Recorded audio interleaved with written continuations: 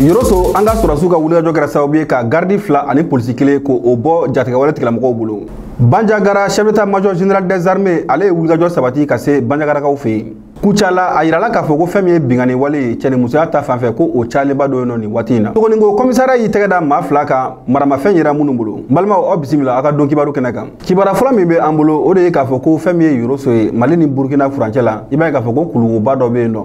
Fɛn min ye gardi fila fo ka taa se polisi kelen olu kun maralen don terroriste bolo yen nɔ. I b'a ye k'a fɔ ko an ka armée ka wulikajɔ de kɛra sababu ye ka taa bɔ olu ka yen nɔ ka olu bɔ bolo la. Bandiagarakaw fɛ yen nɔ fɛn min ye an ka sɔrɔsiw ka ɲɛmɔgɔba ye ni o ye chef d'état-major général des armées le général de division Umaru Jara ale ka taamaw kɔnɔna la a bɔlen kɔfɛ Gao a y'a kunda Bandiagara kan.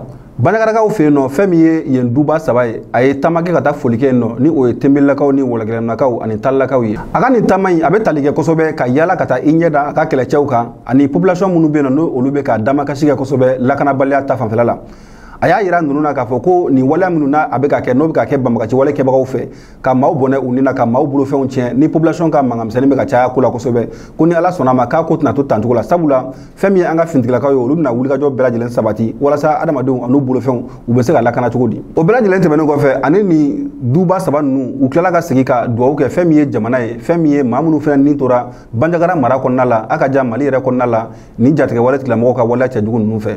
Kucalakaw fɛ yen nɔ fɛn min ye bingani wale ye cɛnimusoya ta fanfɛ i b'a ye k'a fɔ ko o cayalen dɔ yen nɔ kosɛbɛ. Alamisadon u tigalo tile 24 ye fɛn min ye promotion de la femme de l'enfant et de la famille olu ka bolofara min bɛ Kucala mara kɔnɔna la a ye lase kɛ.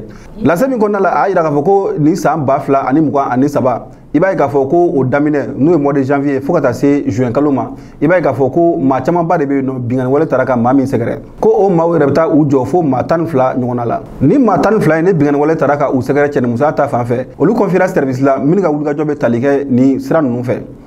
N'o tɔgɔ ye One Stop Center o ye cakɛda ye minnu bɛ an fɛ yan nɔ a mɛnna n'u ka wulikajɔ bɛ tali kɛ kosɛbɛ nin n'a ɲɔgɔnna waleyaw la ka se ka dɛmɛ don maaw ma bingalen don maa minnu kan. Tile fila kɔnɔna la fɛn min ye Sogoniko commissariat ye n'o o ɲɛmɔgɔ bɛ commissaire divisionnaire Seku Mane bolo olu ye tɛgɛ da maa fila kan. Kibaruya min sera an ma o de ye k'a fɔ ko maa fɔlɔ tɛgɛ dar'o kan jumadon tɛmɛnen ni o bɛnna utikalo tile 18 ma. I b'a ye k'a fɔ ko nin kun ye maa dɔ ye a tun bɛ fɛn min ye Sokɔrɔji mobili ta yɔrɔ dɔ la yen nɔ. Kunnafoni sera finitigilakaw ma k'a fɔ ko nin maa masina ko siganamɔgɔ don.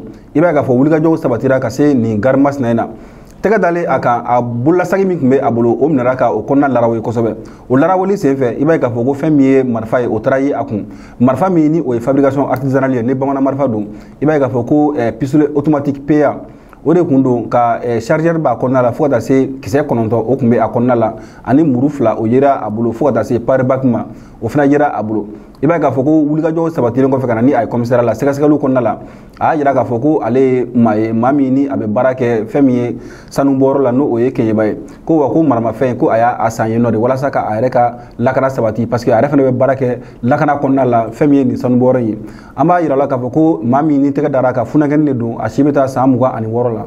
Tile 2 tɛmɛnen kɔfɛ fɛn min ye Sogoniko commissariat ye u ka patrouille dɔ senfɛ i b'a ye k'a fɔ k'u taara bɔ maa fila kan minnu n'u tun bɛ Jakarta dɔ la Maɲanbugu bɔlɔnbɔlɔn kɔnɔna dɔ la kurante yɔrɔ min na. I b'a ye k'a fɔ ko ɲɛ dalen u kan polisiw y'a se ka wulikajɔ sabati walasa ka taa sɛgɛsɛgɛli boloda k'a ɲini k'a dɔn jɔnni don no contrôle d'identité.